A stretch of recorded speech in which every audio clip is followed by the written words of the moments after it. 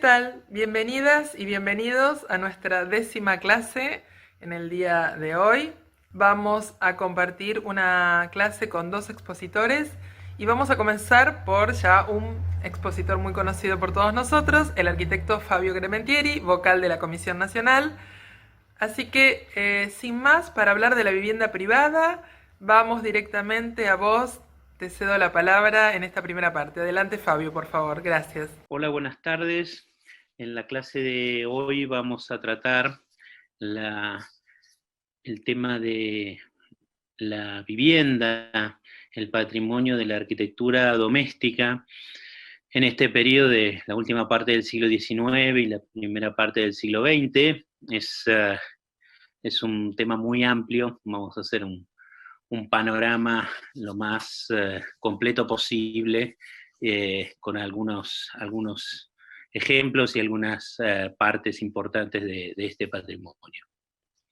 Como señalé, esta clase vamos a tratar de introducirnos en un panorama de todo el patrimonio de la arquitectura de la vivienda en la Argentina. Justamente este periodo de fin del siglo XIX y principios del siglo XX es el momento de una gran inmigración, de un crecimiento de las ciudades, de nuevos asentamientos en distintas zonas del país, y bueno, todo eso fue conformando una construcción y un vertiginoso crecimiento de las áreas urbanas o de los asentamientos, y conformando un nuevo tipo de paisaje a través de la vivienda, del tejido de la ciudad construido, como vemos en estas dos imágenes, una calle en el barrio de Belgrano, en Buenos Aires, y a la derecha un aspecto del final de la avenida Alvear, también en Buenos Aires, la Plaza Pellegrini con sus palacetes de fines del siglo XIX y principios del siglo XX. Este gran cambio es fundamental también en el campo de la vivienda. Fíjense ustedes que en estas imágenes estamos viendo un poco cómo había sido el patrimonio y la arquitectura del periodo inclusive prehispánico, en la parte de la llanura pampeana y en la Patagonia. Los pueblos originarios habitaban en tiendas, ¿no es cierto? Eran fundamentalmente nómades. En el periodo colonial tenemos arquitectura, digamos, de mayor porte, como la Casa del Marqués de Sobremonte, o arquitectura más sencilla, ¿no es cierto?, de adobe, de ladrillo, de tejas, o el característico rancho que vemos en esa pintura de mediados del siglo XIX de Pellegrini. La arquitectura de las casas, de la vivienda, es lo que siempre fue conformando una parte importante del tejido urbano de las ciudades, conjuntamente con los edificios públicos y, sobre todo aquí en América Latina, los edificios religiosos, que son los que tenían mayor protagonismo en el paisaje urbano. Arriba vemos una imagen de la ciudad de Mendoza antes del terremoto, la ciudad de Mendoza antigua. A la derecha una vista de Buenos Aires, también de fines del siglo XVIII. Un poco el aspecto la única ciudad que tiene ese aspecto de ese paisaje urbano y que se preserva es Carmen de Patagones, que ven ustedes en la imagen de abajo a la derecha, los monumentos, el monumento religioso en este caso, todo rodeado por la construcción de un tejido fundamentalmente de vivienda. Y vemos abajo también una imagen de Buenos Aires, de el artista Francesc Dulin, hacia 1860, como todavía era una ciudad baja.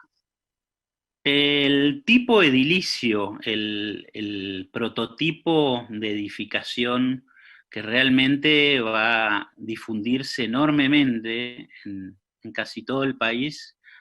por ese periodo, finales del siglo XIX, aproximadamente desde 1870 hasta avanzar la década de 1920, casi 1930, es la muy conocida Casa Chorizo. Este tipo edilicio deriva de en sus orígenes primigenios la casa romana, que tenía un patio central de unas dimensiones medianas, donde alrededor había galerías, ¿no es cierto? Y el centro, el llamado impluvium, donde escurrían las aguas y iban hacia un reservorio. Esa casa se va a difundir, sobre todo en la zona mediterránea, con la colonización española, ese tipo de casa con galería, y uno, dos, hasta tres patios se va a constituir en el tipo de edilicio muy preponderante en distintas ciudades argentinas y latinoamericanas. Y derivado de eso va a ser media casa colonial, que va a ser partido al medio del patio y recostado sobre una de las medianeras, va a ser esta casa chorizo, enfilada de salas, de cuartos, desde el frente hacia el fondo. Las casas chorizo originalmente dejaban cuando se empezaban a construir, eran fundamentalmente las casas que iban construyendo inmigrantes, iban haciendo su posición económica y compraban lotes, el famoso loteo de 866 de muchas o la mayoría de las ciudades argentinas, basados en las medidas del damero colonial y de la manzana colonial. Y va a ser un tipo de edilicio que realmente se difunde mucho, construido por etapas, de mucha flexibilidad, y donde en la fachada fundamentalmente se van a poner las notas de representación y de decoración que simbolizaba un poco el progreso, como un pequeño sector de un palacio que estaba construido en un terreno de 866 por una gran profundidad de hasta algunos casos 60 metros de profundidad. Esa tipología se va a difundir, va a adoptar distintos tipos de materiales y características constructivas, de adobe, de ladrillo, pintadas, muchas de revoque similpiedra a partir de 1900, representando los estilos de moda, el italianizante con las pilastras, como vemos en esta casa en Paraná, la más sencilla con algunas decoraciones más de influencia francesa, en este otro caso, en algunas con una alusión medieval con almenas, como vemos en esta otra, ¿no es cierto? Algunas mucho más sencillas y con un tipo de terminación muy simple, ¿no? Y muy artesanal. Y esa tipología, fíjense, repetida, una al lado de la otra, en estos loteos de la manzana, va a configurar el paisaje urbano. El paisaje urbano muy característico, como vemos en esta fotografía del empedrado, las veredas, la arboleda, las fachadas uniformes, ese ritmo de ventanas y puertas que va jalonando un espacio muy característico, ¿no? Y que conformó muchos barrios de distintas ciudades de la Argentina, de capitales de provincia, de ciudades recién fundadas, de pueblos, de colonias agrícolas, e inclusive, como vemos en la imagen de la derecha, también pobló barrios enteros de Buenos Aires, como vemos aquí Palermo, Plaza Italia, la zona de la rural, el Botánico, y fíjense todo el tejido completamente cubierto a las manzanas de este tipo de edilicio con los patios, ¿no es cierto?, recostados o agrupados sobre la medianera. Ese tipo de casa chorizo va creciendo, se convierte en edificios casi diríamos de departamentos, con distintas entradas, que tienen una entrada individual a cada una de las unidades, 4 unidades en este caso, ¿no? 2 en planta baja y 2 en la parte superior, van armando entonces estos primeros edificios, casi diríamos de departamentos, ¿no? Y de casas agrupadas, y también conformando el paisaje urbano de pueblos y de ciudades, con su vereda, su calzada, sus detalles decorativos, cuando van creciendo en altura, como ven en esta imagen de la ciudad de Salta, conviviendo con la arquitectura colonial y conformando un paisaje urbano que va manteniendo aún las características de esa escala que tenían los centros de las ciudades fundadas durante la época colonial. Es una arquitectura que todavía se encuentra en el espacio y en la escala de esas ciudades coloniales. Van a ir creciendo estos edificios con este tipo de arquitectura italianizante, de inspiración en el Renacimiento, ¿no? Estamos justamente a mediados del siglo XIX, en las décadas del 60, del 70, del 80, donde todavía en Europa y en Italia predominaba esta emulación de la arquitectura del Renacimiento. Y a esta población, digamos, de vivienda de los inmigrantes, la primera etapa también correspondía a edificaciones que a su manera, como vemos en estas imágenes del barrio de La Boca en Buenos Aires, son construcciones para los conventillos, a veces en un solo piso, de hileras de habitaciones que daban un patio longitudinal, en otros casos en construcciones similares a las casas chorizo, que se iban multiplicando una tras otra, es una suerte de lo que hoy llamamos PH, pero que, fíjense, en todo caso, siempre en estas fachadas se trataba de emular ese ordenamiento, algún resabio de esa arquitectura clásica del Renacimiento, con alguna cornisa, algún motivo, inclusive tallado en madera, que representaba unas pequeñas cornisas sobre los balcones. Una arquitectura de la inmigración que realmente adapta viejas tradiciones de construcción en madera y a su vez va incorporando también en algunos casos estructuras metálicas o los revestimientos de chapa canalada, como vemos en estos casos que todavía subsisten en el patrimonio del barrio de La Boca en Buenos Aires.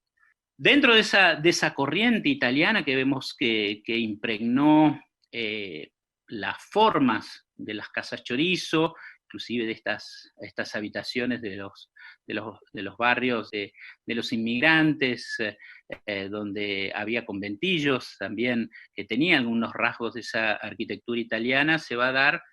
el surgimiento ya desde mediados del siglo XIX, como habíamos visto, en la arquitectura de las grandes personalidades, por ejemplo, el Palacio San José de Urquiza, otras construcciones también de ascendencia italiana, que son estos edificios que estaban más alejados del centro de las ciudades. En el caso de Buenos Aires, sobre la costa, sobre las barrancas, primero Belgrano, después hacia la zona norte, en otros lugares de la Argentina, en los alrededores de las ciudades, en establecimientos agrícolas, en chacras, en distintos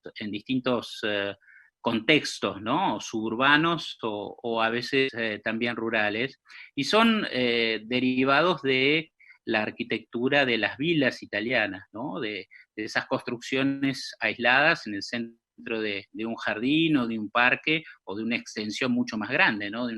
una propiedad rural, y que realmente fueron de los primeros palacetes que se construyeron en Argentina, todas derivadas de estilos italianizantes, ¿no? Vemos acá lo que es un club en el barrio de Belgrano, subsiste una de estas casas de ese periodo, de la década de 1880, esta misma otra también en Barrancas de Belgrano, que nos muestran ese repertorio de la arquitectura del Renacimiento con mayores esplendores, con balaustradas de mármol, con detalles decorativos, y siempre incorporando, como vemos en este caso, elementos de la revolución industrial, hierro y vidrio. Ese tipo de construcción se difunde mucho en distintos lugares del país. Aquí vemos lo que fue la antigua quinta transformada en Museo Histórico Nacional en San Telmo, ¿no? en el Parque Lezama. Otro caso en San Juan,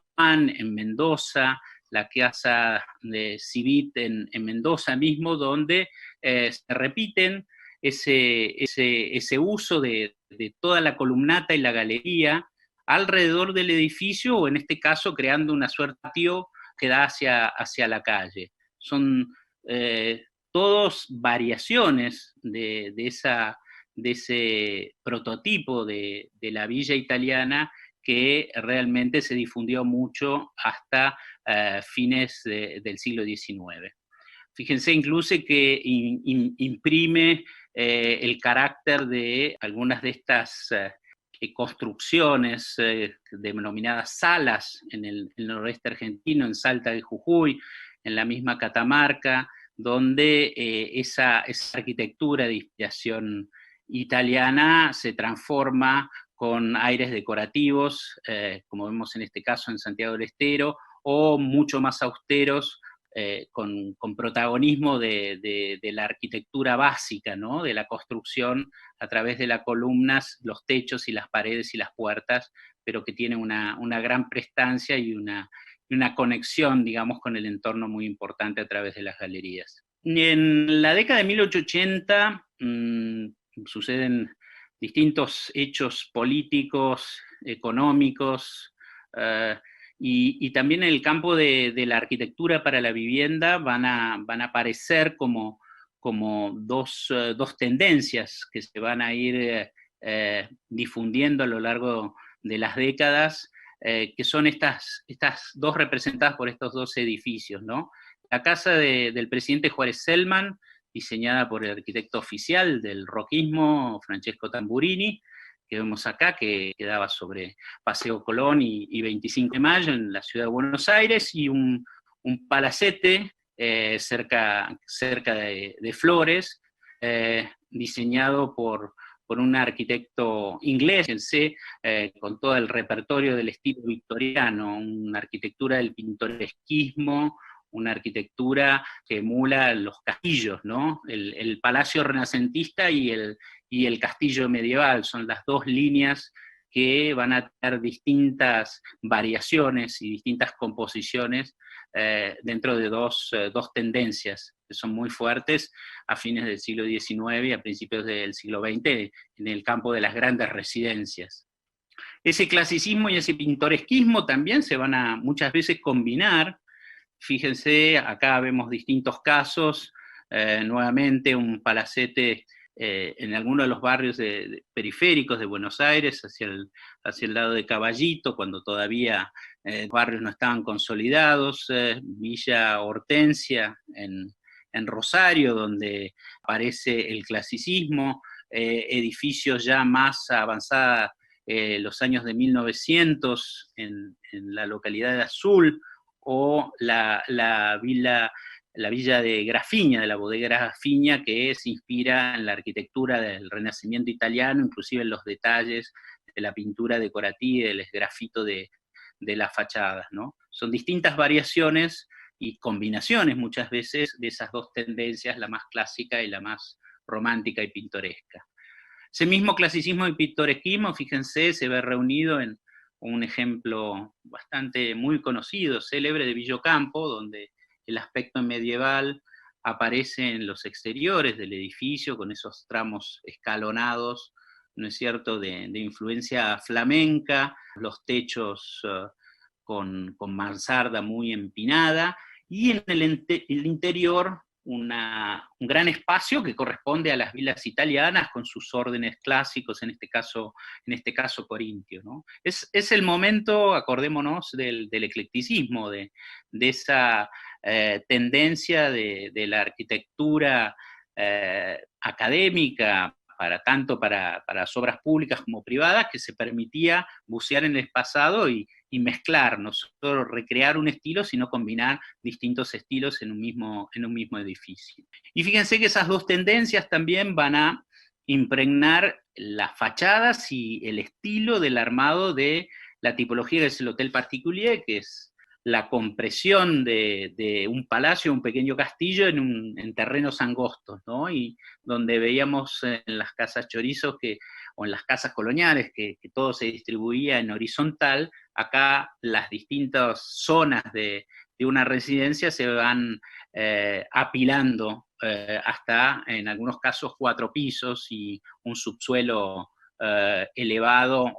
a medio nivel de la vereda. Entonces, de inspiración medieval, de inspiración barroca o hasta de inspiración neoclásica, ¿no? Son todos ejemplos de Petit Hotel en la ciudad de Buenos Aires de principios de 1900, de distintos arquitectos de origen alemán, de origen francés, que, digamos, recreaban la arquitectura de siglos precedentes en combinaciones libres. Fíjense que cada una de las tipologías fue formando aglomeraciones de barrios. En este caso estamos viendo en Buenos Aires una fotografía de los años de 1920, donde en este sector vemos la agrupación de Petit Hotels que va a conformar el sector de Palermo Chico, de Barrio Parque, del otro lado de la avenida Figueroa Alcorta, ¿no? Petit Hotel uno al lado del otro, en ese trazado irregular, pintoresquista. Todas estas tipologías agrupadas van a ir conformando barrios prototípicos y característicos de distintas zonas de las ciudades o de los distintos barrios en las grandes aglomeraciones. Fíjense que hacia fines del siglo XIX, uno de los emblemas de la Buenos Aires elegante, que se parecía a una ciudad europea, no solo a través de sus edificios públicos, sino en general en algunas arterias, como la avenida Alvear, donde se agrupaban edificios particulares, grandes palacetes de las familias encumbradas en distintos lugares de las ciudades argentinas, en Recoleta, en Plaza San Martín en Buenos Aires, en Nueva Córdoba, en la ciudad de Córdoba, y en distintos lugares donde, digamos, había avances y mejoras de parques, de trazado de avenidas y bulevares con arborización y con paisajismo. Y vemos que justamente antes de 1900, el agrupamiento de estas grandes residencias, había una combinación, como veíamos en las imágenes anteriores, ¿no? De arquitectura de inspiración clásica y neorrenacentista, de arquitectura con trazos medievales, otra que combinaba la villa, pero adosada a una de las medianeras, con un aspecto casi de barrio jardín, ¿no? Rodeado con jardines en el frente y a los costados, lo que después daría lugar a los barrios jardín, donde aparecen los chalets.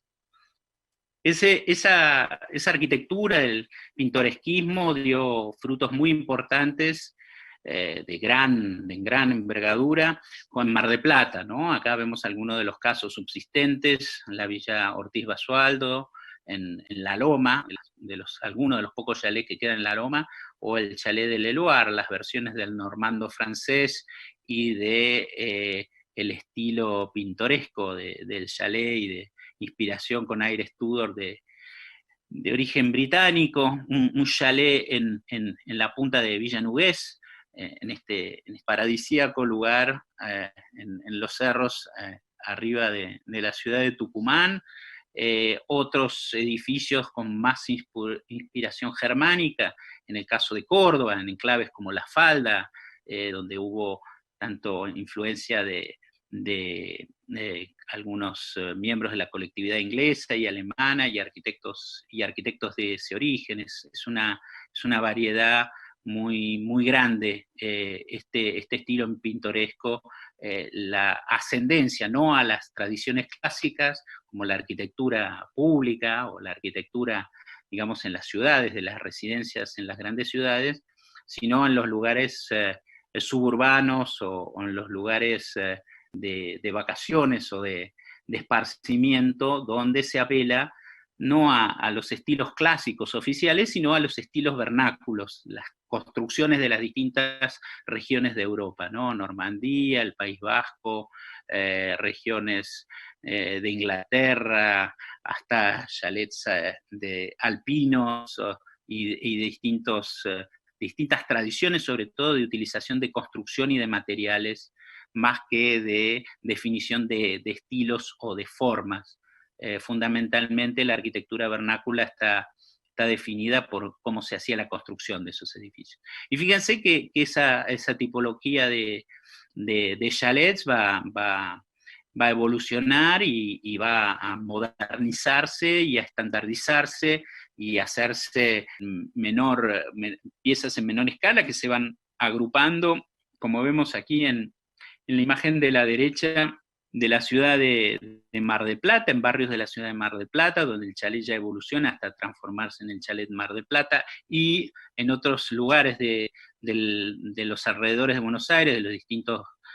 barrios del conurbano, desde Belgrano, en su época de fines del siglo XIX, las vilas y los chalets en terrenos mucho más grandes y rodeados de jardines. Pero esta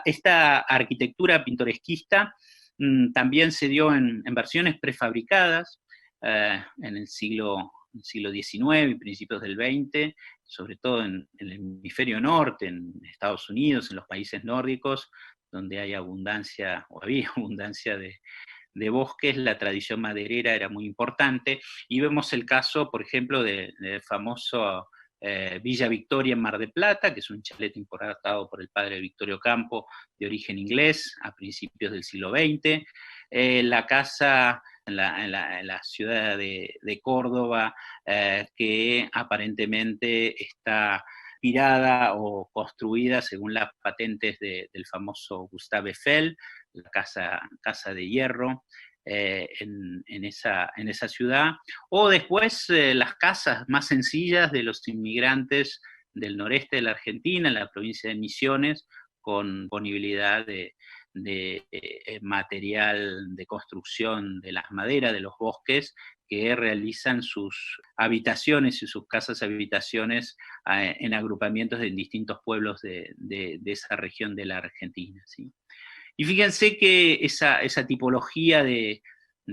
castillo, que está relacionado con entornos naturales y sobre todo en las recreaciones que se hacen en el siglo XIX, va a